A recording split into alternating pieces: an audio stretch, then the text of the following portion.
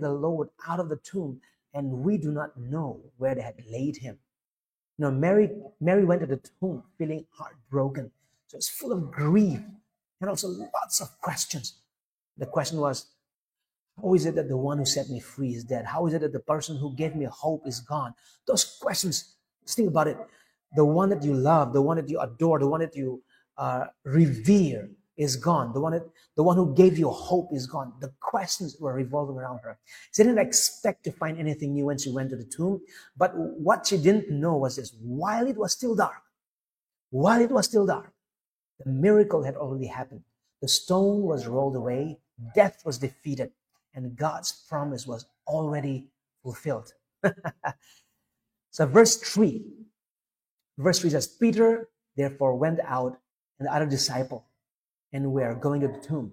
So they both ran together, and the other disciple outran Peter and came to the tomb first. And he, stooping down and looking in, saw the linen clothes lying there, and he did not go in. And Simon Peter came, following him, and went into the tomb, and he saw the linen clothes lying there. That's the evidence that the body is not there anymore. Jesus is not there. They don't know what happened yet. And verse 7 says, and the handkerchief that had been around his head, not lying with the linen clothes, but folded together in a place by itself. By the way, there are symbolic meaning to this one. I'm not going to go through that. And probably some other time we can go about with the symbolic meaning of what the folding of the clothes means, right? In verse 8 says, then the other disciple who came to the tomb first went in also, and he saw and believed. For as yet they did not know the scripture that he must rise again from the dead. The only thing they knew was that the body is not there. Probably is the body of Jesus stolen? They don't know that. At this point, Mary Magdalene was confused. Why is the body of Jesus not there, right? And sometimes we see signs before we understand the meaning. And faith begins, listen to this, faith often begins in the midst of confusion. Why do we need faith? Because we are confused. We're in doubt. That's why we need faith. If we don't have any doubt, we don't need faith. So faith often begins in a place of confusion, but it grows as we encounter the truth. She stooped down and looked into the tomb, and she saw two angels in white sitting, one at the head and the other at the feet, where the body of Jesus had lain. Then they said to her, woman, why are you weeping? She said to them, because they have taken away my Lord, and I do not know where they have laid him. So at this point, she still doesn't know. She's confused. What had it done to the body of Jesus, the one whom she loved, the Lord, the Master she followed, the one who had given her hope, who delivered her?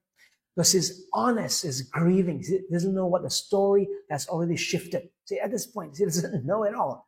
This is often where we find ourselves in tears, asking questions. And yet, the miracle has already happened in our situations also. We might be wondering what's happening, but the miracle you're waiting for, what if it's already happened already? And you're just weeping around.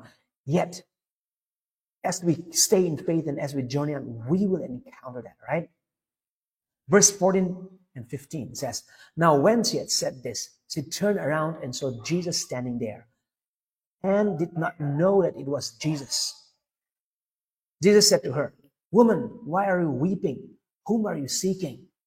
And she, Mary Magdalene, supposing him to be the gardener, said to him, sir, if you have carried him away, tell me where you have laid him, and I will take him away.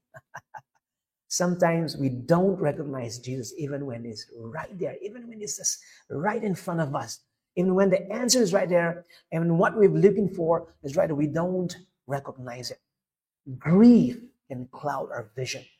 Pain can make it hard to see the hope standing right in front of us. Whatever answer is, if we're so consumed by grief and hopelessness and pain, we might miss it out. And so we do